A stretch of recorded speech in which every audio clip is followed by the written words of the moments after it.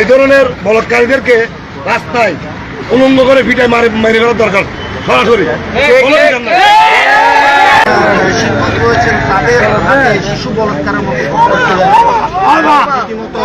ঘড়ির কাঁটায় এই মুহূর্তে 12:30 আর এখন চট্টগ্রামের পতেঙ্গায় বলৎকারের অভিযোগে কিন্তু হাতে নাতে একজন মাদ্রাসার হুজুরকে গ্রেপ্তার করা হয়েছে। এই মুহূর্তে রয়েছে পতেঙ্গার ঠিক স্টিল মিল বাজারের সামনে। এখানে উৎসুক জনতা দেখতে পাচ্ছেন, অসংখ্য ভিড় রয়েছে, অনেক মানুষ কিন্তু আসলে ভিড় করছেন।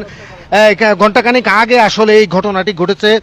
যে মাদ্রাসার শিক্ষক যিনি রয়েছেন তার নাম হাফেজ ইব্রাহিম, তাকে কিন্তু কোনো অভিযোগের ভিত্তিতে আসলে এখানে ক্ষুব্ধ জনতা ধরেনি। তাকে একেবারে বলৎকার, যখন ঘটনাটি আসলে ঘটছিল তখন কিন্তু কিছু মানুষ এই যে ঘটনার ভিডিওটি কিন্তু তাদের মোবাইলে ধারণ করে পরবর্তীতে তাকে কিন্তু ক্ষুব্ধ জনতা সেই হাতে নাতে আটক করে। হাতে নাতে আটক করার পর এই মুহূর্তে কিন্তু তাকে ক্ষুব্ধ জনতা কিন্তু আসলে ধরে রেখেছে। নিশ্চয়ই আপনারা দেখতে পাচ্ছেন। আসলে জানতে পারছি, আমরা এখন কথা বলতে চাই একেবারে যিনি প্রত্যক্ষদর্শী বলতে পারবেন, সেই প্রত্যক্ষদর্শীর সাথে কথা বলতে চাই। আসলে ঘটনাটা কি হয়েছে ভাইয়া, আমরা একটু আপনার কাছ থেকে জানতে চাই। উনি আজকে আমার ফুফাতো ভাই ওনার কাছে প্রাইভেট পড়তে গেছে 9টা বাজে। তারপর উনি 10-15 মিনিট প্রাইভেট পড়ানোর পরে, আরবি পড়ানোর পরে আমি পিছা নিয়েছিলাম। আমার ফুফাতো ভাই যখন বলছে আমি বিশ্বাস করি নাই। তারপরে ওর কথার উপর বিশেষ করে আমি সন্দেহভাজন হিসেবে আমি ওনার পিছু নেই। নেওয়ার পরে ওরা রুমে ঢোকার 5 মিনিট পর আমি বিল্ডিংয়ের ধার দিয়ে, যে এক্সেস ছাদ থাকে ওই ছাদের ধার দিয়ে যে শেষের রুমে দেখি উনি আমার ফুফাতো ভাইরে অশ্লীলতা করতেছে। তখন আমি সরাসরি সচক্ষে আমি দেখেছি এবং মোবাইলে ভিডিও ধারণ করেছি আমি এটা। সে সময় উনি আমার কাছে বেশি, উনি নিজে আমাকে মারতে আসছিল। তারপরে তো পোলাপানে ওনারা ধরে ওনারা আটকাইছে। আটকানোর পরে আমরা থানায় নিয়ে যাওয়ার জন্য প্রস্তুত আর কি। এখন সেই হুজুরের সাথে কথা বলতে চাই। এই আপনি তো অস্বীকার কি করেই বা করবেন, ক্ষুব্ধ জনতা আপনার মোবাইলে ভিডিওটি ধারণ করেছে সরাসরি। যেহেতু সরাসরি কেউ গায়ে হাত তুলবেন না, আইন কেউ হাত, আমি একটু ওনার সাথে কথা বলতে চাই।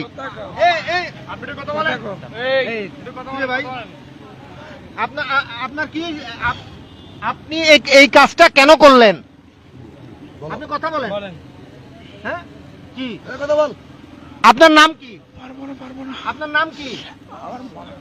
তিনি কিছুক্ষণ আগেই সুস্থ ছিলেন। প্রিয় দর্শক, আমি দেখানোর চেষ্টা করেছিলাম এখানে অসংখ্য শত স্থানীয় এলাকাবাসীরা এই ঘটনা ঘটার পর থেকে কিন্তু এসে ভিড় করছেন। শিক্ষক রয়েছেন তাদের হাতে শিশু বলৎকারের মতো জানাচ্ছেন একজন অভিভাবক, নিশ্চয়ই দেখতে পাচ্ছি। ভাই, আপনার সাথে একটু কথা বলতে চাই। মাদ্রাসা বিশ্বাসের জায়গা। আমরা সবাই আমাদের সন্তানদেরকে মাদ্রাসায় পড়িয়ে একজন আলেম বানাতে চাই, এই কারণে যেন দুনিয়া এবং বললাম। কিভাবে দেখছেন এই বিষয়টা?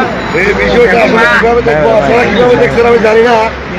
এই ধরনের পুরুষ বলৎকার শুধু মাদ্রাসায় হতে পারে। এগুলা এই ধরনের বলৎকারীদেরকে রাস্তায় উলঙ্গ করে পিটায় মেরে ফেলার দরকার সরাসরি। আর এই কাজগুলা এরা জামাতে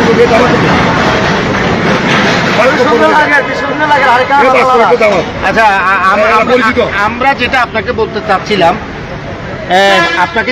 চাচ্ছিলাম, বিশেষ করে একটা মানুষ বা অভিভাবকরা তাদের সন্তানদেরকে মাদ্রাসায় পাঠায়, এরকম ঘটনা কি আসলে ন্যাক্কারজনক ঘটনাগুলো কি মাদ্রাসা শিক্ষার জন্য কিছুটা খারাপ কিনা, অভিভাবকের মনে ভয় ঢুকাবে কিনা যে আগামীতে মাদ্রাসা শিক্ষার্থীদের পড়ানো আগে তারা হাজারবার চিন্তা করবেন, বিষয়টা এমন কিনা? এটা অবশ্য এটা এখন আমি আমার নিজের ছেলেকে মাদ্রাসা দিতে আমি 5 বার চিন্তা করবো যে আমি কি ছেলেটাকে নিরাপদ থাকবে কিনা।